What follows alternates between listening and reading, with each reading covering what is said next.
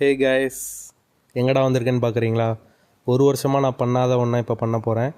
எனக்கே ரொம்ப கஷ்டமாக தான் இருக்குது. ஏன்னா சின்ன வயசுலேருந்தே எனக்கு இது பண்ணுறது பிடிக்கவே பிடிக்காது. என்னோடய சின்ன வயசோட பிள்ளைங்க ஹேர் ஸ்டைல் பார்த்தீங்கன்னா உங்களுக்கு நல்லாவே புரியும். வேறு ஒன்றும் இல்லைங்க, ஹேர் கட் பண்ணணும் தான். நான் முன்னாடியே சொல்லியிருந்தேன், போன வீடியோவில் சொல்லியிருந்தேன், நான் வந்து ட்ரைனிங் போகிறேன். ட்ரைனிங்காக ட்ரைனிங் கட் எப்படி இருக்கும் அப்படிங்கிறத நான் இப்போ கண்டிப்பாக உங்களுக்கு காமிக்கிறேன்.